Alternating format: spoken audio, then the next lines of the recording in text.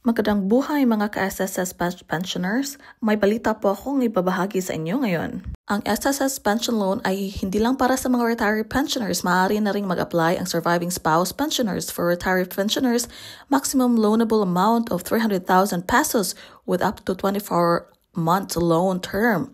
For survivor spouse pensioners, maximum loanable amount of 150,000 with up to 12 months loan term, as low as 10% annual interest rate on diminishing balance.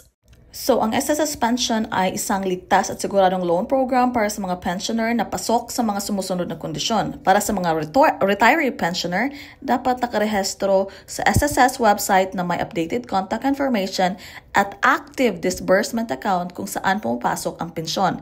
Dapat 85 years old pababa sa pagkatapos ng buwan ng loan term. Halimbawa, if you're 84 years old and 4 months hanggang 6 months na loan term, 83 years and 10 months hanggang 12 months. For example, 82 years and 10 months hanggang 24 months.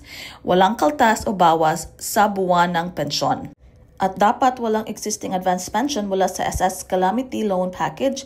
Dapat natatanggap na ang monthly pension ng kahit isang buwan at ang status ay active. Para sa kumukuha ng 18 months advance pension, dapat ay nakatanggap na rin ng isang buwan ng pensyon. Hindi dapat na-disqualify dahil sa panloloko o fraud laban sa SSS.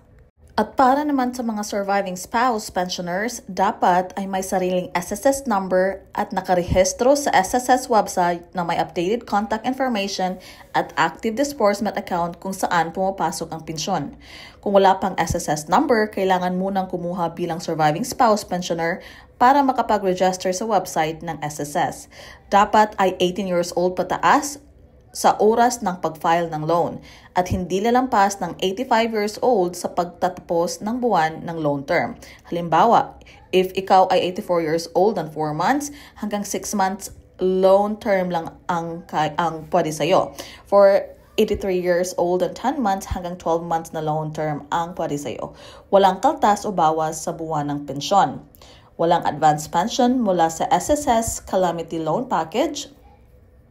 At dapat natatanggap na ang buwan ng pensyon ng kahit isang buwan at ang status nito ay active.